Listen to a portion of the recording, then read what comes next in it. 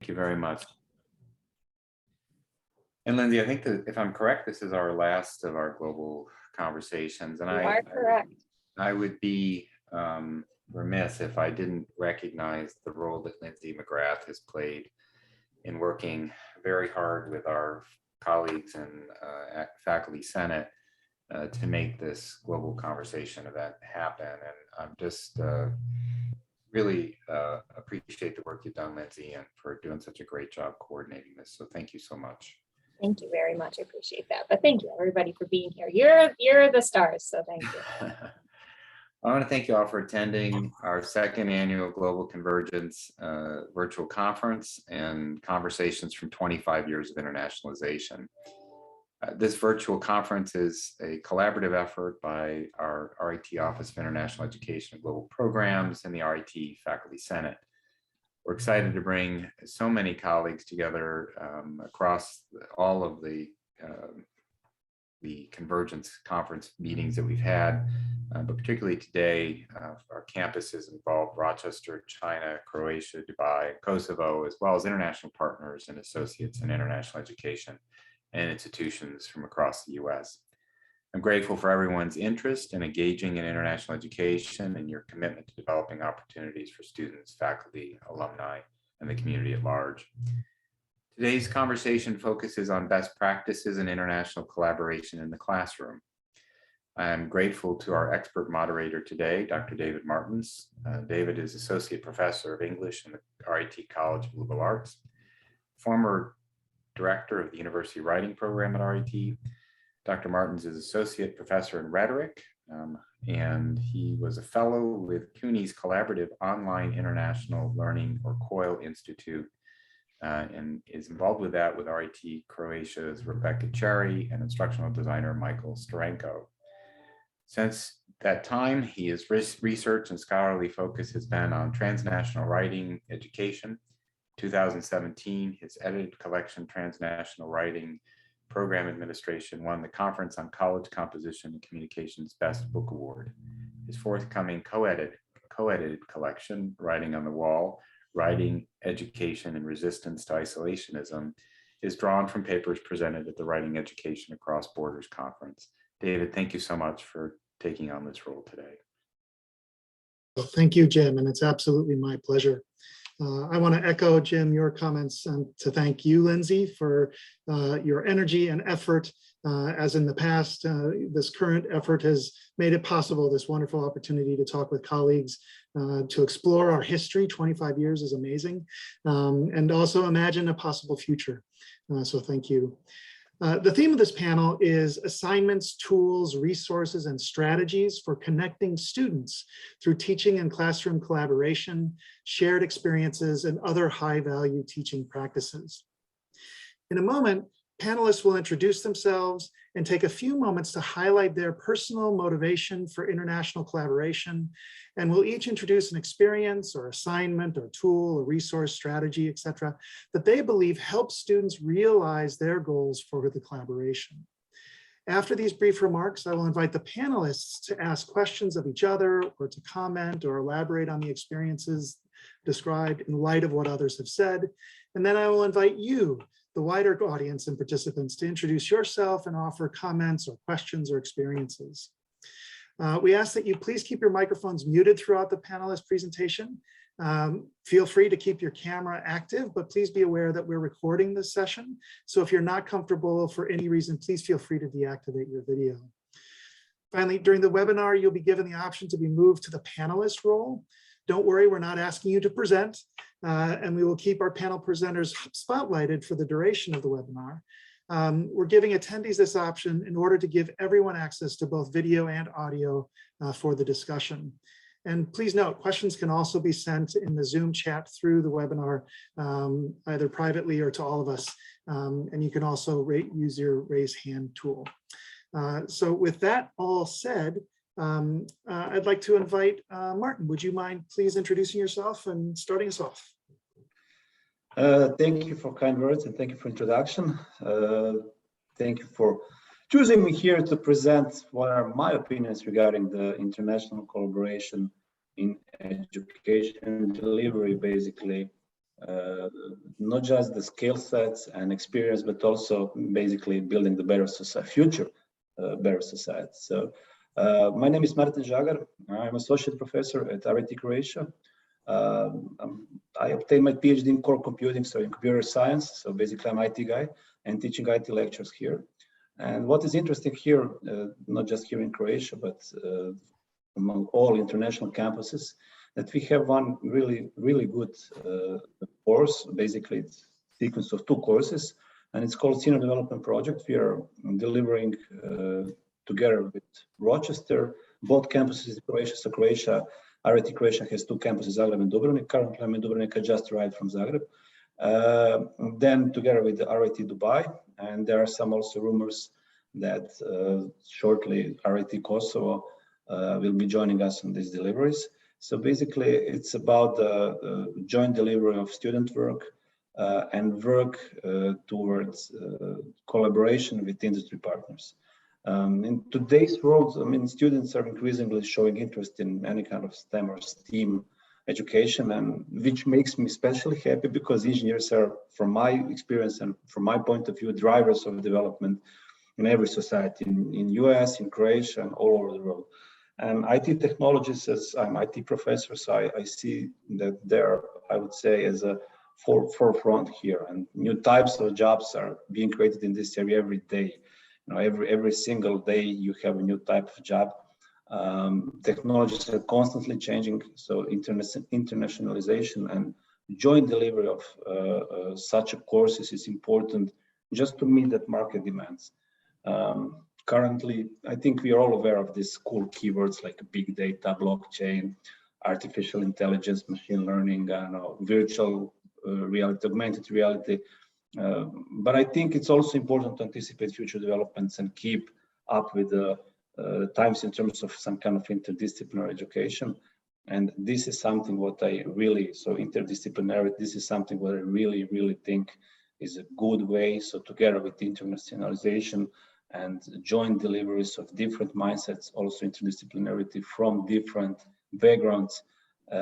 Basically, I think it's necessary when you want to develop some kind of, let's say, from my perspective, application that will have usage in any other branch of industry.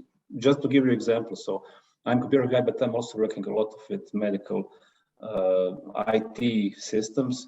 And I don't know, in the field of e-health, mobile health, successful design implementation of application solutions usually requires a good understanding of business process, requirements of medical professionals, and so on. So also this is something from my perspective as a really important stuff. And this is done again by people all over the world, global village, and from different interdisciplinary mindsets. So that's why I really do think that from this perspective, all kind of students, and specifically I'm talking about IT students here, basically can recognize that different skill set, experience, and gain that additional knowledge. So this is my motivation to share my thoughts here today. I hope I wasn't doing too long introduction. Well, Martin, before we move on, do you mind taking just a couple moments and describing in a little bit more detail the senior design project or development project? Yeah, so basically senior development project is consisted of 2 consecutive courses, senior development project 1 and 2, and students jointly, so we form teams of approximately 6, it could be also 5 to 7, just depending on the number of students, so just to fit the complete number of students. On campuses, again, as I said, Rochester, both Croatia campuses, and currently RIT Dubai campus, and they are assigned to different projects. They're working basically a year-long project that is assigned by industry partner. This year we have 4 different projects that are assigned by 4 different industry partners. 2 of them are from US and 2 of them are from Croatia. So one team is working on just one project. And then basically start with just brief description of the project idea. So maybe 1 paragraph, maybe 2 or 3 sentences, and that's it. So students joined. So again, from different campuses, they work together to deliver the project, to acquire the primary, secondary wish list requirements, to develop the Gantt chart, and then they start basically coding, so developing the project. Just to give you, big picture about what the application. So they are building usually some kind of web mobile applications. One of the applications from US is mass vaccination. So application for mass vaccination. It was, by the way, when we started, it was really, really important and really up-to-date thing. Then the other one is a cage inventory in sense of dealing with some kind of small harvest software things as some kind of, let's say, IT library. Then in Croatia, we have one project that is a blockchain project, blockchain-based project on traceability and sustainability in the research. And the fourth one is also here sponsored by, we are proud here in Croatia very much, on Rimac is the name of the company is producing hypercars. So not supercars, but hypercars, full electric supercars.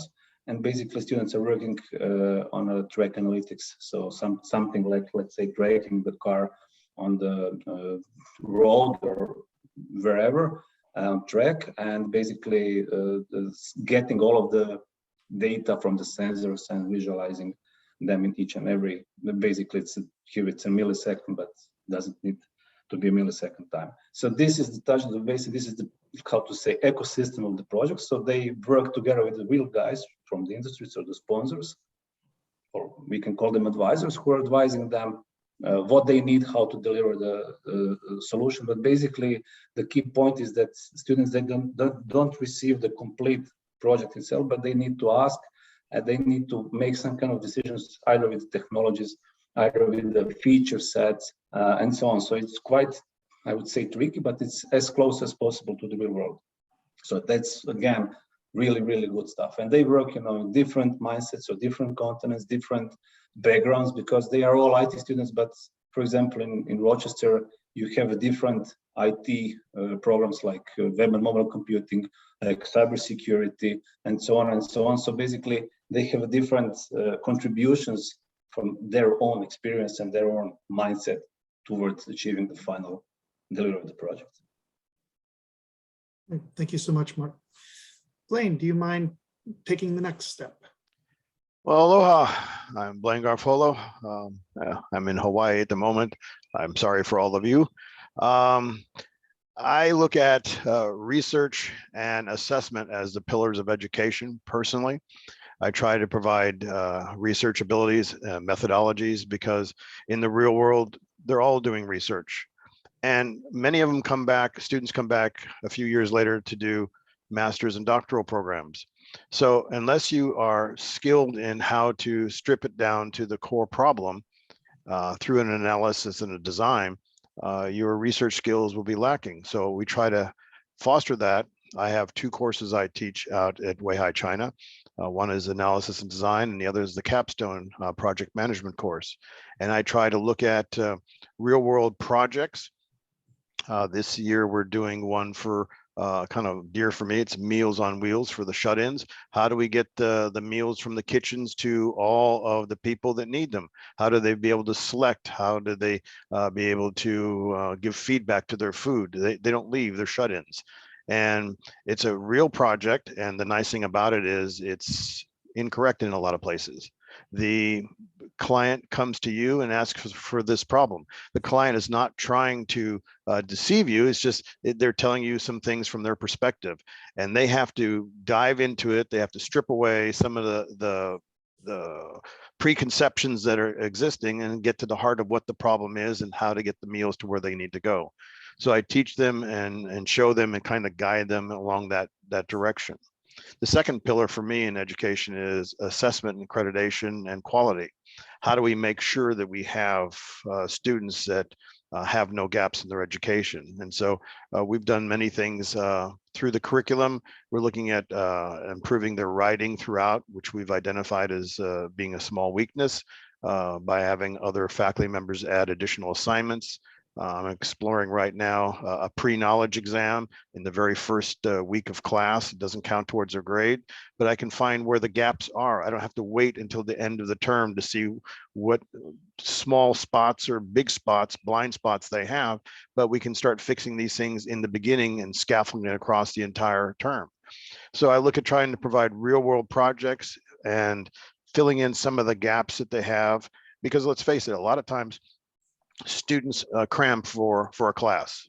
I mean, I give this example all the time. I'm the worst case of this. I had a class called Marriage and Family, and I didn't pay attention in that class at all. I got an A, but I've been divorced 4 times. So if I would have paid attention in the class and learned some things, I probably would have been better in some of the relationships I have. Well, students do the same thing in their classes. They cram for a database class, or they cram for a statistic class. They cram for this over here, but they really haven't, holistically brought it inside themselves. And so by looking at pre-knowledge exams and looking at filling the gaps, we can actually smooth that out for them so that the outcome when they graduate is much better. When they take their position on the world stage, they are ready to be contributors. And that's what I look for.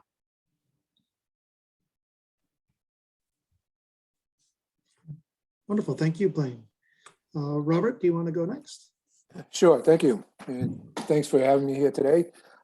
My name is Bob Foley, and I've been teaching for a little over 30 years. And I was previously still a business professor, and I have been teaching with RIT for about 10 years. I was previously a chair of a small business department in a liberal arts college in Vermont. And Lindsay came a calling, and I was able to jump ship and go over to Zagreb and open up their campus with 120 students back about a little over 10 years ago. Martin, I think, was started. And then also had the opportunity to go to Dubrovnik. And that was, a tough duty, but, we have to do what we were asked to do.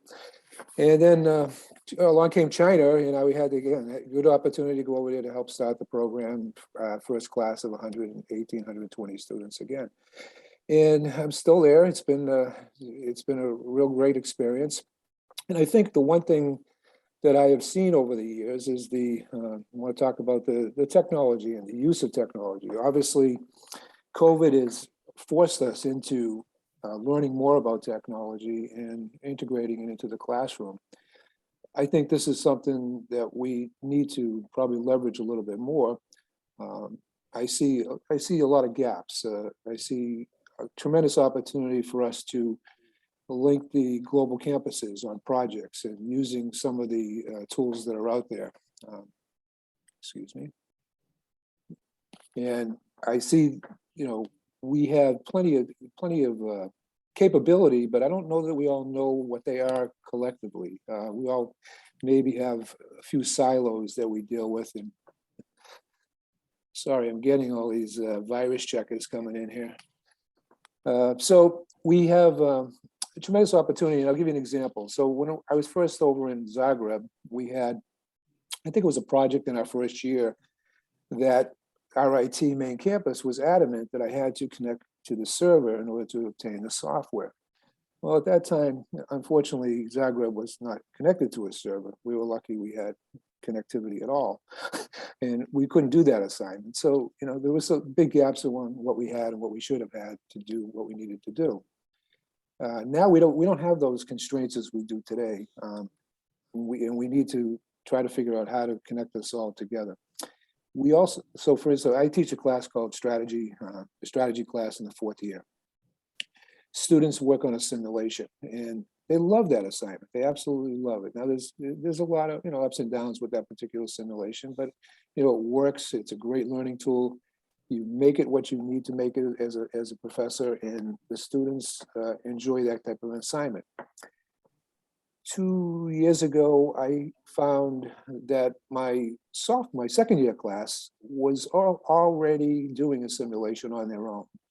China has a program where students can sign up for third-party simulations. These students took it upon themselves. They came in 10th in China, and there was over 100 schools that participated.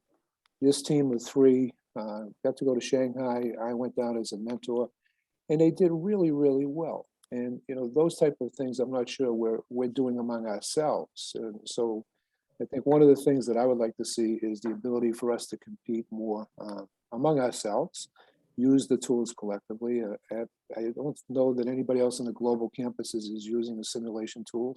It doesn't have to be the one we're using. We can all find some common ground someplace. But I think that that's the area that I would like to explore a little bit more. Thank you. Thank you so much, Bob. Julie. Oh, you're muted.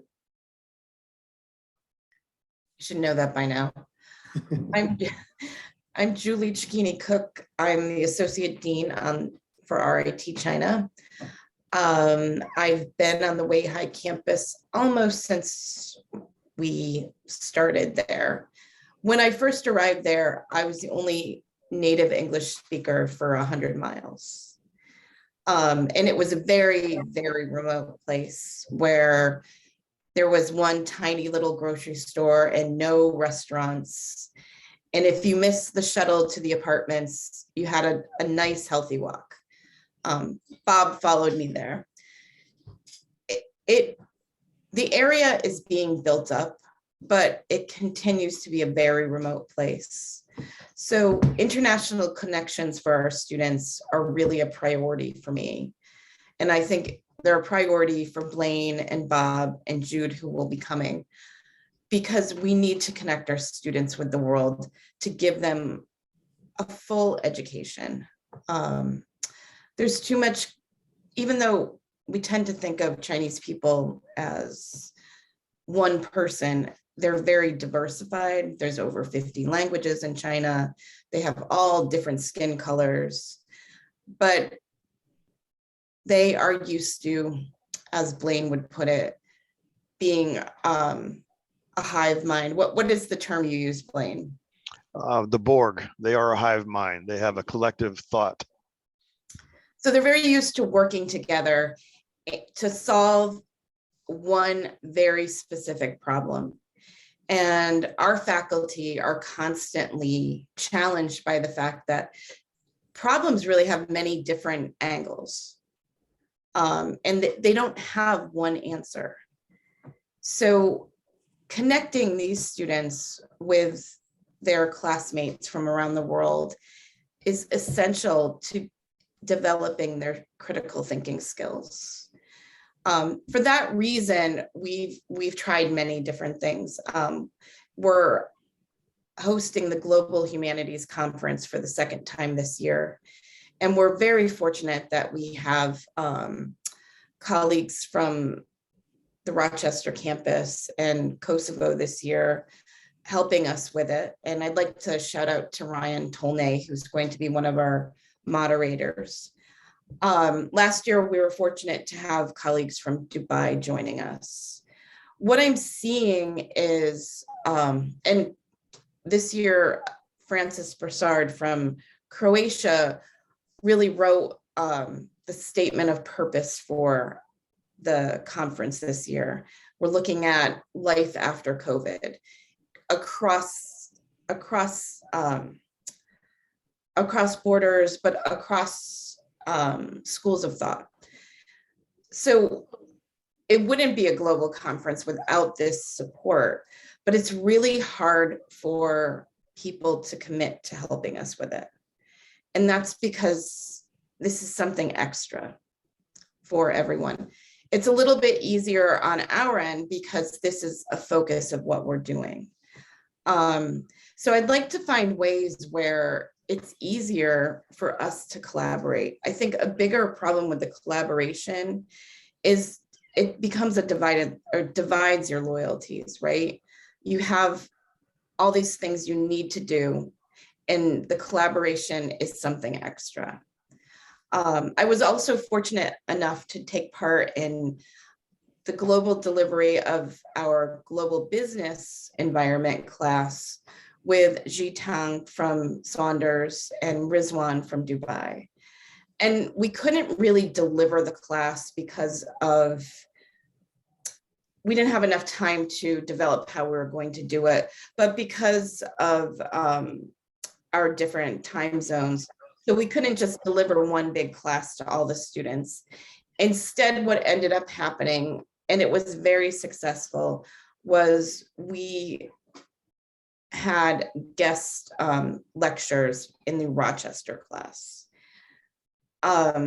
For us in the global delivery, I really focus on working across cultures in the beginning, because our students are struggling to learn in a different cultural paradigm, and this helps them get up to speed. Due to that fact, we had already covered that topic when the Rochester class was starting to learn it. So instead of my speaking to the students, I had the 10 top students in my class speak to them and deliver a lecture on Hofstede's cultural dimensions. That was hugely successful. It gave our students a feeling of power. They feel, I don't, Bob or Blaine, if you could fill in the blank here with the word I'm looking for. They're very humble and they don't know their own power. They don't know how strong they are. So for them to be able to get up and speak to this class made them feel like they were part of a global community more than anything else I had done with our students. But we haven't continued with that. Those conversations all end up being ad hoc because we have divided loyalties. So I'm hoping this conversation allows us to push that further and start doing things where we commit to the collaboration in the long term. And so with that, I'll hand it back to David. Thank you all. Before we open it up to the larger participants, I wanted to just now give the four of you, and I know that Jude will be joining us as soon as he is able. But I want to open it up and allow you to kind of talk to one another about what you heard and what someone said, or to elaborate a little bit further. Anything like that? Yeah, I could speak to what Julie just mentioned about our student population. The China students are a year, maybe 2 years younger than most college age students because of the nature of their education. They also have a different way of learning. They take the whole senior year of high school and they just memorize every single item that they can in order to take what's called the Gaokao, or the National Entrance Exam, into college. So their learning styles are quite different. And we have to recognize those. And I think what Julie's saying is that they're a very humble student in some ways, but they also recognize that they're very intelligent student base, and they have a lot of capabilities. And I think that we need to expose them to the rest of the world as well. And they like that. They reach out for those opportunities. They're constrained in many ways. Right now the government's not even allowing them to use VPNs. So, they have to deal with those factors, but I guess in the long term, we can find other ways to get that broken. I think one of the important things we can do is establish connections with faculty members at other campuses. That would really solidify the globalness that we're looking for. When I was in Saudi, and by the way, I didn't even mention it, but I've taught and I've been kicked out of every good country in the world. So I've been in Saudi, New Zealand, Australia, England. I've been in a lot of countries. And one of the things that I would do, because I believe in the research and the projects, is I would select a project from a different country for them to work on. So I would have a colleague in a different country. So when I was in Saudi, I reached out to a colleague in Hawaii, and we designed a series of projects to help the cultural museums to have websites. And some of them were so good, we submitted them to the senator from Hawaii for review to undertake. That empowered the women so much, because I was teaching on the female campus. They just felt that they could accomplish anything, and they went out from there. And I see them now at Saudi Aramco, and I see them heading up the cybersecurity sections, things that they never thought. But that small little thing of reaching out and helping somebody at a different site, looking at it from a different perspective that you have no perspective of, trying to get into their shoes to see how to solve their problem. I thought was very uplifting and also made a great connection. So if we as faculty can make connections with others with our research projects, I can do a project for class can do something for Croatia. Croatia can do something out for us, looking at it from different points of view, which will hopefully help break that hive mentality of seeing things from only one way. And I think we'll have not only better students and better projects, but I think we'll have better global citizens. If I may jump in, Blaine, I totally agree with that, because I mean, if you have international collaboration in research, then you can, as a faculty member, as a whoever is delivering the instructor, whoever is delivering that and sharing the knowledge and skill set to the students. So basically, that mindset is, by default transferred to them. And I said to my students, each first class, even a bad experience is valuable experience right now for you, because even if they now get some kind of bumps and bruises along the way with delivery and development of international projects, on the other hand, later on, they couple of the alumni I was speaking after a couple of years, they said, it's great we had that experience, although I hated the project itself at that point in time. But now it's a great experience because now I have, I have that skill set on board, and I know how to deal in these situations, which were probably out of their comfort zone at that point in time. So also same goes for us, for the faculty, because we have, from my perspective, again, we have a great variety all over the world, different, so basically all continents, let's say not all, but almost all continents. So why not to use that as an advantage, not disadvantage?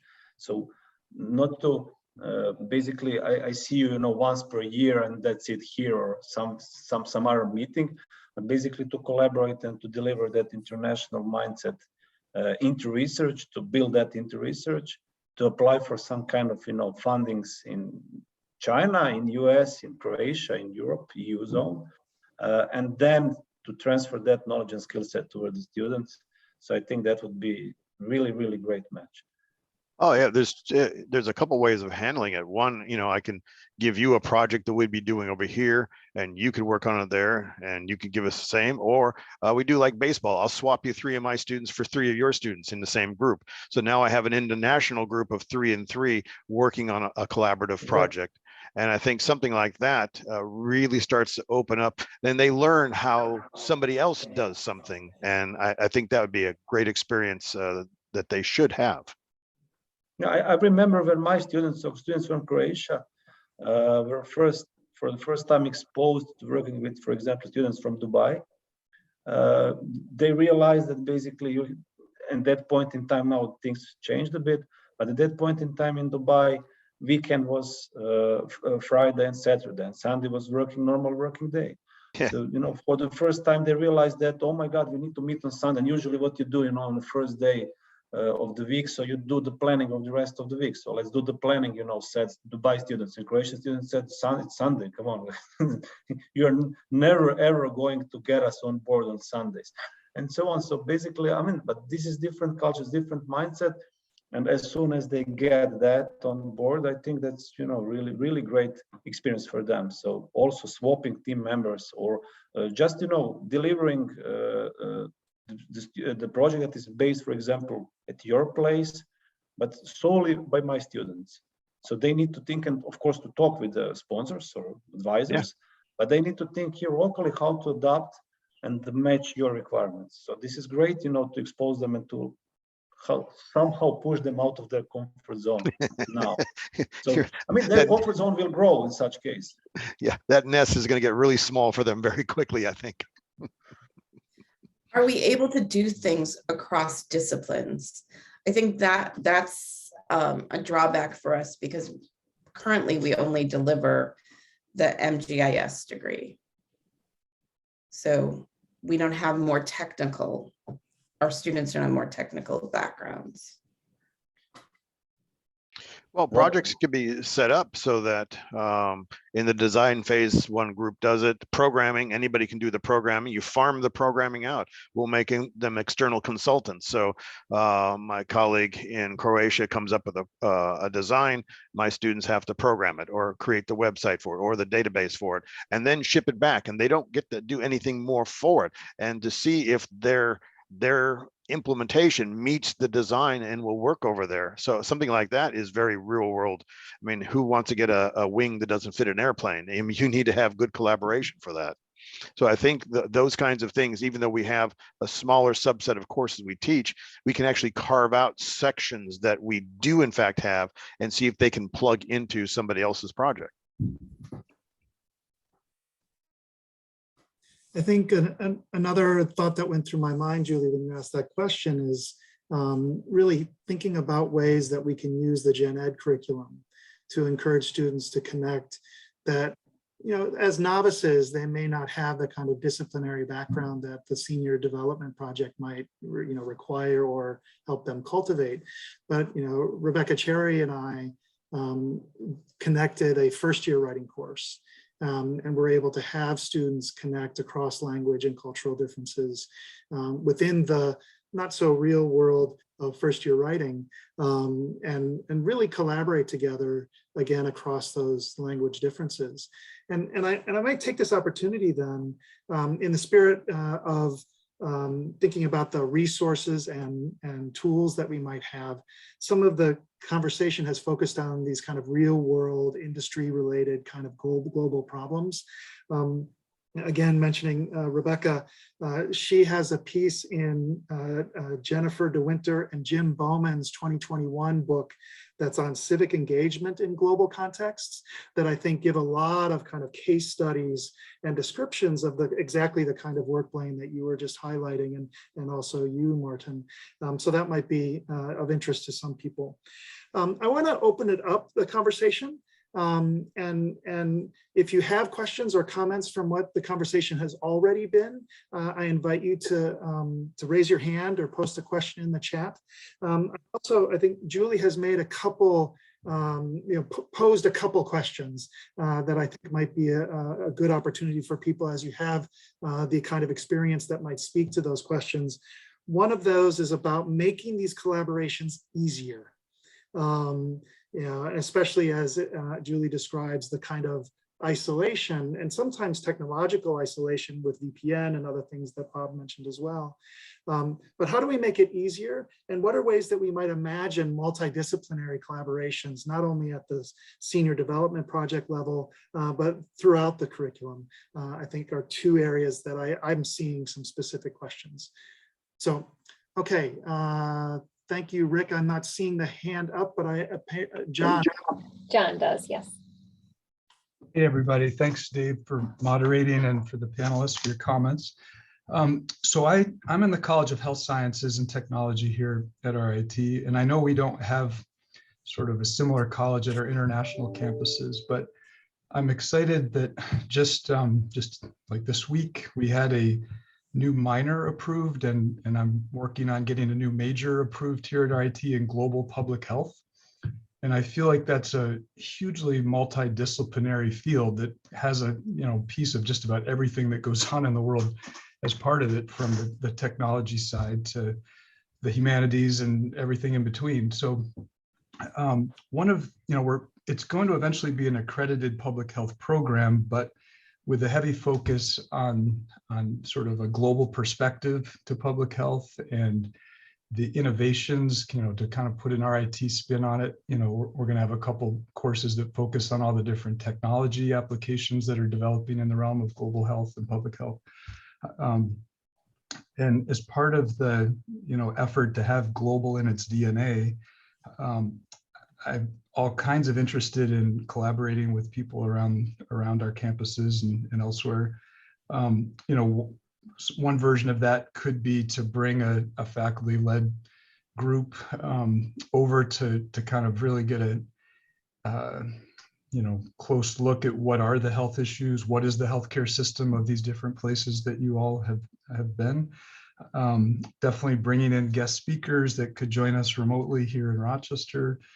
And then I think that some of the projects, I think maybe Blaine and some of the others may have mentioned, where you've got, maybe you're developing the tech for something, but having somebody with like a health perspective as part of the team to see if that makes sense, from the health side of things, could be a great opportunity as well. So I just wanted to put that out there that this is coming, and I'm interested if you have any like immediate thoughts on ways to get global public health students involved with what's going on where you're located.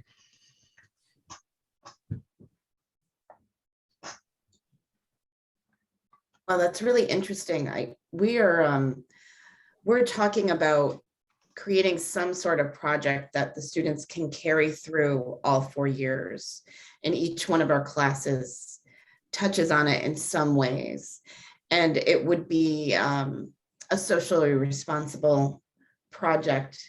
And I can think, if we do something where they're just looking at the local area, there's many elderly people in the area who used to be farmers. They need a lot of support because their children are away in other cities working. And so the support that they would have wouldn't be up to our standards. So it'd be really interesting if in some way that might be for our incoming freshmen, something to do with the project that we're going to have them to work on. And that would tie into what you're doing. And Julie, your location is where again? So it's in Weihai, China. It's not in the city. We're about an hour south in a former fishing village. And if the people weren't involved in the fishing industry, they were farmers. So like, and what's now the approximate population of your little town? I don't know that, but I should find out. Oh, that's all right. But it sounds like it's rural or suburban-ish, or? Well, it was very rural, but a city is being built, and a cornerstone of the city is our university. Having the university there, they believe will draw in jobs. It will draw in people. Okay. Thank you. John, maybe I can also jump in. Sorry, I'm also always jumping in. Thanks, Martin. This is when you're a faculty, you need to talk. Otherwise, that's an awkward moment of silence. Otherwise, just to share what students here did regarding some kind of medical related projects. So just to make big picture, maybe something you can find interesting for collaboration for your students or any further. So basically, one example is the application for medical tourism, because this was before, basically this was really cool before the COVID. Then the last couple of years, there isn't any, let's be honest, there isn't much of medical tourism. But basically in Croatia, because we have quite good health specialists, medical specialists, and they are, for us, they're not cheap, but globally they are cheap. So there are a couple of polyclinics and clinics and private and even public hospitals in Croatia. They're offering their services on a, let's say, global market. Obviously services that are not urgent services. It's not, heart surgery or something like that, but some kind of, nose corrections, dental service, something like that. So they build basically the application for reservation and all the scheduling and all the stuff, like a booking, but not booking for the hotel rooms, but booking for medical specialists with the chat and everything in there and video. It was again before COVID, so it was really special feature that video call now it's must have. So this is one example. The other one was that they're working with MRI devices. One of the sponsors on previous generations was Siemens Healthineers from Germany, and they built basically application that tracks MRI capacities and performance. So from the perspective of the hardware, so magnetic resonance imaging. This was quite cool, and Siemens was really interested in applying this stuff to their real software and hardware The third one is related also with not just with the students. So this was a research project we did, but basically we also share that with the students, and this is remote medical diagnostics. So basically you have medical diagnostics on the move on your handheld devices, rather than sending your, again, MRI data or CT, so computed tomography data over some kind of email, because then you have loss of data, and if you are sending a raw data, then you have problems because these are big data sets and so on and so on. So you have a bunch of the problems, but basically we build a system where you can send, for example, your MRI device over the application to some other medical specialist for the second opinion or something like that. So these are the range of the visualizations and all related to that. So this is the range of, how to say, some kind of projects that at least students, had some kind of experience. There's touch the base regarding that global health. So these are the applications of mobile and e-health there. Yeah, well, I know in the course proposal I've been working on for these two technology innovations in global public health, the M-Health thing, the mobile health stuff is definitely, something that would be of interest. And just even having the opportunity to understand what the healthcare system of Croatia is like, this medical tourism. How is Croatia compared to its neighbors, and what are the strengths and areas for improvement, and what kind of access does the average person from Croatia have to standard services? Is it universally available, or pay for service, or fee for service, or just, I think having if they were to partner with you on any of those things, they could also, just to get context, do some research into how does healthcare work in Croatia, and then how does this piece of it, fit into that bigger dynamic. So thanks for those ideas. I think with all of these, the great thing would be to have some kind of first guest lecture, to share the ideas and thoughts, and to see, touch the base, and then maybe to collaborate further level. Yeah. Yeah, very. And it would be easy to incorporate healthcare into my senior project. They're already looking at delivering food to different places, make it more holistic, have them do intake forms. Do we need hospice care? Do we need home health care? Do we need to pick them up and take them to a medical facility? I mean, we're low tech in some of those areas. They don't have internet to the house or computers, and their contact face to face is the only contact they get. So building a healthcare unit into an already established meals delivery system would be a nice wrinkle to put into it, to be able to determine what kind of medical service they need and how to get that service to that person. Yeah, and Blaine, your location again is where? I'm in Weihai, China as well. You're in China as well, okay. Yeah. Yeah, definitely just getting that sense of what are the needs, knowing what are sort of the determinants of health, and seeing if people have those things in place. And yeah, that sounds good. If I can, Francis, before you pose your question, I want to give Jude an opportunity to introduce himself, just briefly. He's our final panelist. Hello, everyone, and I apologize for coming late. I know that I'll be late. I excuse myself in our email conversations. I'm also a faculty from Weihai, China. Nice meeting all of you. Thank you. Francis, go ahead. Okay. One of the things I would like to explore is team teaching. I tried to do something with a professor who is no longer at RIT, but Amina Kotari. She was teaching a course in Islam, and I'm also teaching global Islam. And we were thinking of combining our course much more. We were each other's guest speakers, but it would have been good if we would have more lectures together, especially to involve the students to discuss, US students. Some of our students are Muslim, so that's maybe would have been interesting for them to talk with our students. And we were thinking of all kind of projects. But one of the things here is, maybe this is just a comment.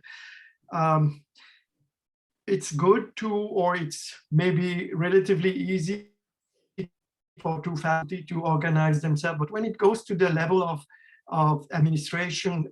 There is no communication between the registrar, for example. So since we are not at the same time, I wonder if there could be a procedure that will allow, when, of course, when two faculty kind of understood each other to coordinate their classes, that it goes to the higher level, the administration, so that they can schedule the class that happens at the same time. So even with the time difference, if you do it in the morning, we can do it in the afternoon. I noticed that the registrar in Dubrovnik or in Croatia and in Rochester, they are kind of separate. They don't talk to each other. So not for that, actually. I haven't. So this is maybe a recommendation to, if a course is being, let's say, chosen to be connected with another course at another campus, then there is some kind of communication at a higher level to make it easier to coordinate. So, and then we can think of many activities that could be done.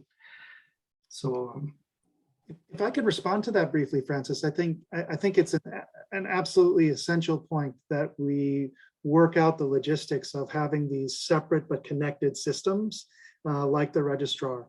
When Rebecca and I designed our first year writing course, we actually tried to sidestep that registrar level issue, and we simply created a combined shell in my courses.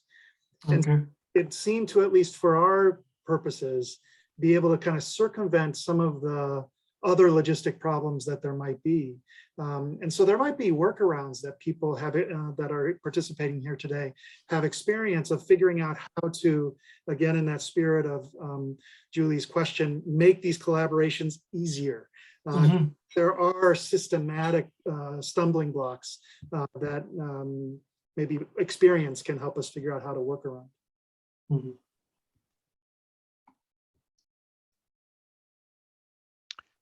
The classes in Weihai, China often are 8-week classes as opposed to 16-week classes in other places. So one of the things I had tried to work out with faculty members, because you couldn't really bring administration into it because they're so different, but it so happened the way the class was set up, my class started before the other systems analysis class, and we looked at and tried to explore possibilities of having the designs from my students, which would be done earlier than theirs, shipped off to their students. They act as the external consultants to look at and review and mark on them as to how well it meets the criteria that they need for a particular project. So that would be one way of doing it, even though they're 8-week and 16-week classes. If they're in the same spring or fall, you might be able to just swap pieces of it and use the other group as external consultants, so that when the 16-week class gets to their design and we're already in building, we act as their external consultants to look at and review and decide on the efficacy of a particular design. So that's a possibility there, trying to match them up that way. Rebecca? Hi, everyone. It's nice to be here, and thank you, David. Nice to see you again after a very long time. Thank you for all the shout outs and the mentions. You know, what occurs to me in listening to all of the great ideas that I'm hearing here, and David also reflecting on the work that we did now a long time ago, is, you know, the depending on the discipline we're working on and the type of project we're thinking of, I think the success of the collaboration also depends on kind of the nature of the deliverable that we're talking about. So when I think about projects, Martin, like you're talking about your programming projects, or having collaboration where one group of students does an early stage of something and then another student group critiques it and works with it. What is so intriguing to me, and I'm almost sort of jealous of, is a lot of these projects are, for lack of a better word, external to the students. The work is not personal. There's a concrete sort of deliverable program that you're working on. I think the thing that David and I ran into, which sort of surprised us in our collaboration, because it was in the writing seminar course and because the nature of writing is so personal, especially for students who are in the first year or in the second year, the stakes were kind of emotionally higher than we expected. Do you know what I mean? And when you have students do things like peer review, I would be more hesitant to have students, let's say, do international collaboration with a peer review, because the work that they're critiquing is so more closely tied to the individual student. And they feel like it's themselves that is being critiqued rather than the product if you're working on a deliverable. So I'm not sure what to do with that. What I'm thinking of is ways in which particular courses that I teach might be structured in order to have the nature of some kind of collaboration be, especially in the beginning, be kind of safe for the students, especially if they're working with other students whom they don't know personally, or if time differences and technological constraints don't allow them to really get to know each other very well, that the collaboration is safe in a way that they're working on a project without sort of critiquing each other, if you know what I mean. So I guess that would be just a thought or something that's kind of on my mind, and curious to know what other people think about that, in terms of having the students to feel safe working with other people that they don't really know very well. I think the easiest way to do that is in the nature of the collaboration. In the case of our projects, they all have to groups turn in documents. So it's not one person, but it's a collective voice on that document. So if they're doing an executive summary with a PowerPoint presentation to an investor, that is something that can be externally critiqued. It's safer because I'm not pointing at you did something wrong in your writing, whereas the group looked at something and we are making suggestions to a group. And to me, that is fairly safe because I'm used to some of that in the real world, where you have to get all of your stuff approved by higher ups, and you're working in a group, you're presenting to some investors. The higher up group has to approve your presentation, and even though multiple people contributed to it, you still get some constructive feedback on it, and you can look at it and apply it to yourself. Oh yeah, I did write that little spot there. Okay, I can fix that, but nobody knows I wrote that little spot. So I think it's in the nature of the collaborative assignment that would make it safe. Thanks, Blaine. Yeah, that makes a lot of sense.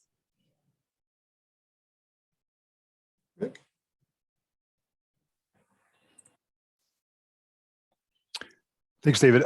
I heard Rebecca talk about the idea of great ideas, and I'm always amazed, but again, not surprised at all the great things that I hear faculty have done across campuses and internationalizing the experience for students. And I started about 20 years ago with the opening of the campus in Dubrovnik and had the opportunity to work across many of our campuses, except for China at this point. And I see lots of great successes. But what really stuck with me was Julia's comment that, somehow trying to make some of these things permanent, institutionalize some of the activities, I think is a key thing. And maybe this conference next year can focus maybe just on this one particular topic that we're all part of the panel today is, how to make some of these cross-campus collaborations in the classroom permanent. Because I think about so many issues that come up that if you look a little bit, you'll find that someone probably did it and did it well, and we're just not aware of it, or it's just not institutionalized. I've done several different methods for collaborating classrooms across campuses. And one back in 2017 was really trying to emphasize some of the video software before Zoom, sort of classrooms built on campus here to deliver to campuses elsewhere. And so we did a live collaborative class with a group in Croatia.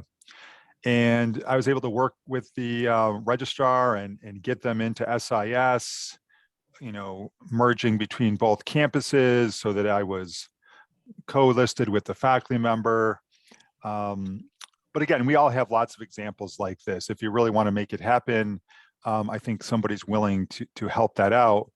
I guess I'm sort of obviously pontificating a little bit here, but Julia, I think your point to me is the most important. And I wonder if you have any thoughts on, what do you think we should do to maybe institutionalize some of these efforts? Because, I greatly support the idea that connecting the students across all of our campus connections is so valuable for the learning experience.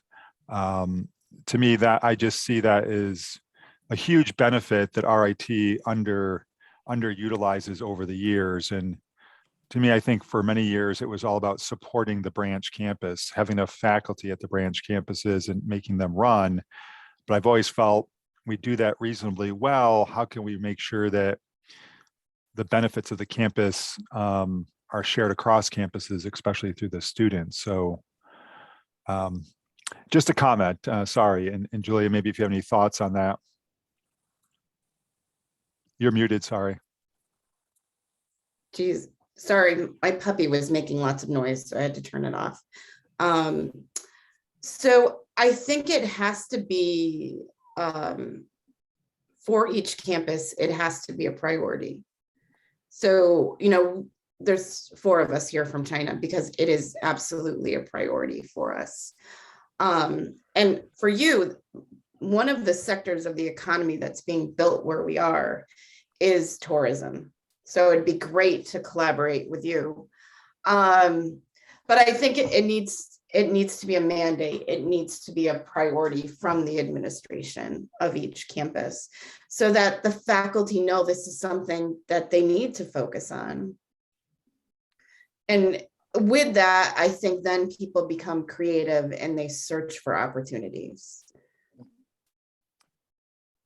One possible thing we could do is it always starts with the faculty member. You reach out to Dubai or you reach out to Croatia, you make a connection with that faculty member. And then we say, okay, on this week, why don't you critique our best project from your class, and why don't we critique your best project from your class? And it starts small like that, and it's in the syllabus. This is International Week. We'll be the external consultants for Croatia, and we'll critique that. And then that works, and we build it in the syllabus another week for this or another week for that, and we can slowly build it up over time. But really, it's going to come down to our personal connection with the faculty members. Because the faculty, let's face it, faculty can make things easy or hard for everybody. It's just the nature of being a faculty member. So I think if we have that good connection going like that, we start small with one little aspect of a project, and then pretty soon we're swapping team members and swapping whole teams and things like that.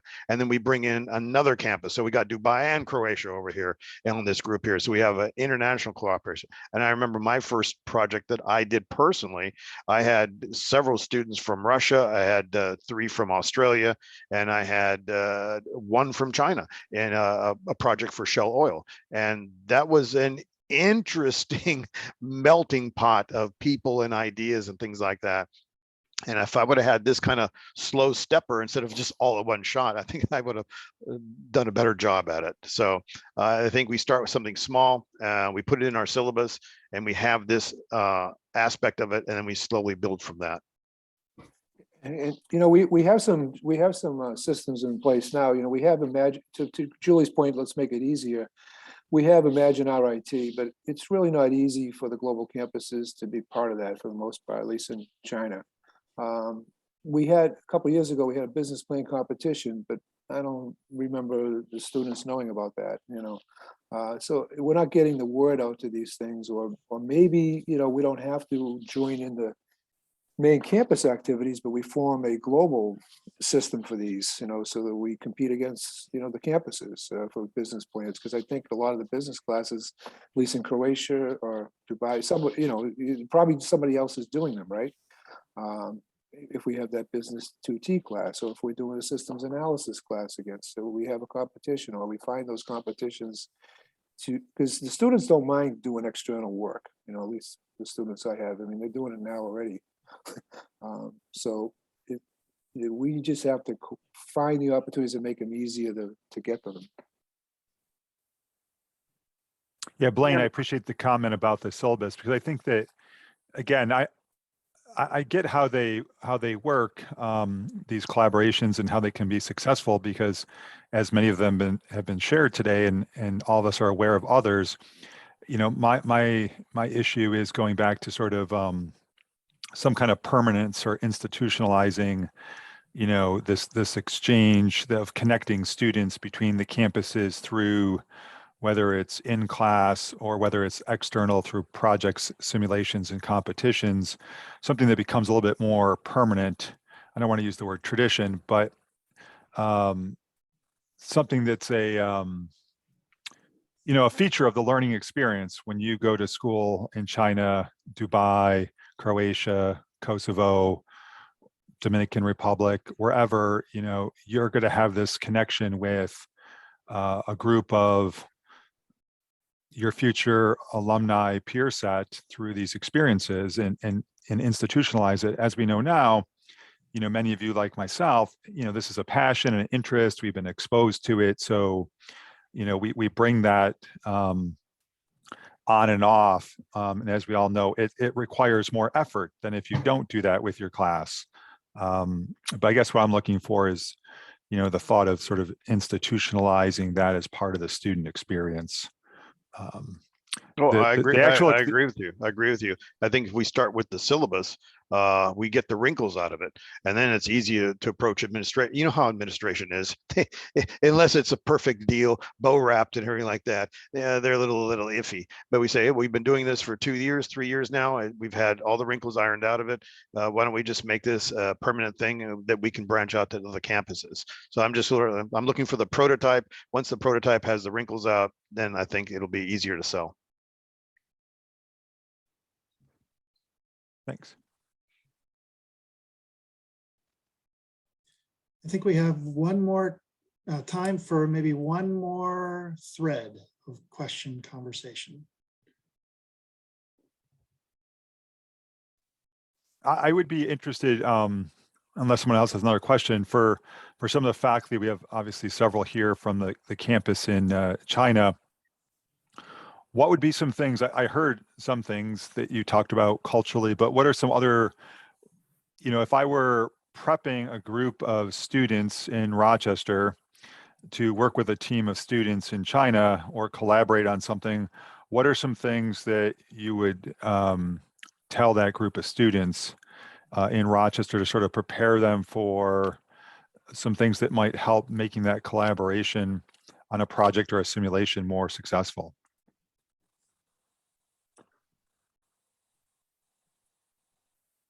I've stumped all of you. Well, I think our students aren't going to take the lead. That's number one. It will come out, they'll be a part of it, but the collaboration is going to be difficult for them at first. And it's just a cultural phenomenon. Sure. It's sort of like running a relay race, only they don't want to give up the baton. They'll hold it and run with you the rest of the way, but they're going to hold that baton. So I think that's one of the things that once we get past that and they understand it's definitely mutual, that would then change. But they would be the first ones to sign up for it. Oh, They yes. they would see it through to the end. They have very strong technical skills across the board. I mean, they were born with mobile devices. They know every technology out there. They're very technically astute. They work tremendously hard. They you know, our students go from school at 8 o'clock to 8 o'clock at night in classes. So yeah, if you wanted to approach them with something like a project like an Apple iTunes app, you know, something small like that for their mobile devices for healthcare or something like that, they would be all over that thing because, oh yeah, I can do that. I have mobile devices. I have all these people, and That would be awesome. And this makes me think another challenge for us with COVID, they've had so many other opportunities for virtual internships. We're starting to have difficulty connecting with them because they're too busy. So something like this would bring them back, their focus back into the classroom. Oh, excellent. Yes, yes. It would keep them looking inward instead of all these other things that are dividing and scattering their attention. But when you say they would take the lead in terms of like collaborating on a simulation project, the students and they would be a little bit more domineering in terms of the group. Is that what you're saying in terms of take the lead? No. Okay. No, they'd be the first ones to sign up. Sign up for it. Okay, Yeah. that's okay. Yep. Okay. And they would see it through, but somebody else has to hold their hand through it. Gotcha. Like to get them to hone their critical thinking. One of the things that I've observed, though, there will be a leader in each of the groups, and typically they do work in silos. It's a challenge sometimes to get them into the group think, Rick. So that might be, cross-culturally something that they have to work with. But in their own groups, there's always an emerging leader, and they want to take the whole thing over, and they'll just do it.